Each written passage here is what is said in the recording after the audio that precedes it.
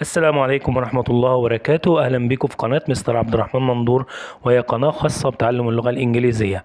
وهناخد النهاردة حلقة جديدة من سلسلة ترجمة قفشات الأفلام. طبعا زي ما انتم شايفين من الصورة دي كده، لو انتم تفتكروا الفيلم ده كان فيلم رائع بتاع إسماعيل ياسين لما كان عامل فيه حانوتي وكده، وكان في جثة ضاعت منه كان بيدور عليها. فجه في مرة هو بيدور عليها ما لقاهاش، فده الصبي بتاعه، الشخص ده الصبي بتاعه، وكان عنده ألدغ في حرف الر كان بينطقه نون. فهو قال له ايه لما لقى على بقه دم؟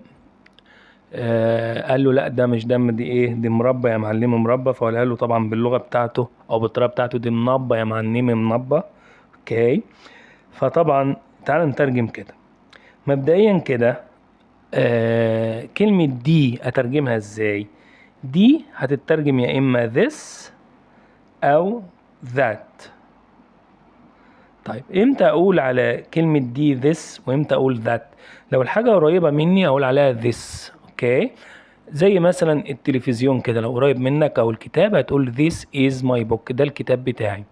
أما لو حاجة في السماء بعيدة أو حاجة قدامك بس بعيدة عنك هتقول that is a tree. اللي هناك ده أو دي شجرة، معناه كده إن الشجرة بعيدة، يبقى this للحاجة القريبة. اوكي. تمام. نفترض كده this is a tree، وذات للحاجة البعيدة that is a star. اوكي. طيب ايه كمان؟ منبة طبعا يقصد بها المربى، والمربى معناها كلمة جام. اوكي. طيب جام، يا ترى جام لها جمع ولا ملهاش؟ قال لي والله هي ممكن تبقى اسم لا يعد، نقول عليه uncountable noun، يعني ما ينفعش اجمعها، زي كلمة water مية ما ينفعش اجمعها، زي كلمة tea شاي ما ينفعش اجمعها. وممكن تبقى countable noun، ويبقى برضو هنا ينفع تجمع. فكلمة جام ممكن تبقى اسم لا يعد، وممكن تبقى اسم يعد.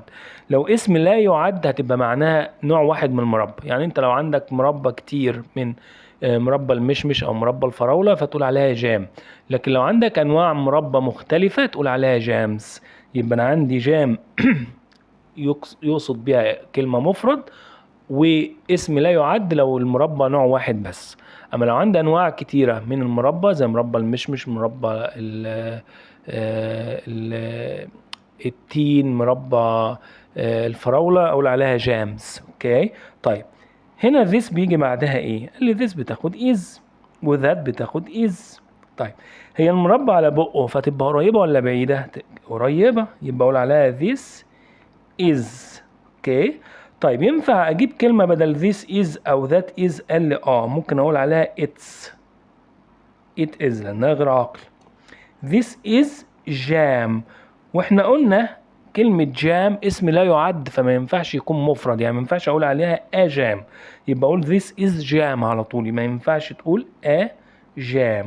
اوكي. ليه؟ لان هي اسم لا يعد، يبقى this is jam. this is jam. اوكي. واعمل كوما.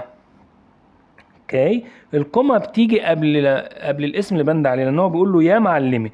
طبعا كلمة يا مش موجودة في الانجليش، او مش بتبقى موجودة غير بمعنى اوكي، لكن ممكن احذفها خالص فمش هعملها، فبعمل كوما.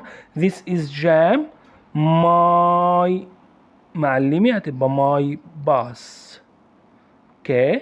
يبقى الجملة هتبقى اسمها this is jam my boss. اوكي كده الجملة خلصت. مربى it's pure jam. هنا هو قال الكلمة مربى تاني او منبى دي ليه بقى تاني؟ دي منبى يا معلمي منبى. ليه قال مربى تاني هنا؟ عشان يأكد الكلام، يعني مربى بس ما فيش فيها دم خالص. يبقى this is jam my boss it's pure jam. لو وصلت لحد هنا يبقى اكيد الفيديو عجبك. فلو انت على الفيسبوك ما تنساش تعمل فولو ولايك اند شير، ولو انت على اليوتيوب ما تنساش تعمل سبسكرايب لايك اند شير. ثانك يو.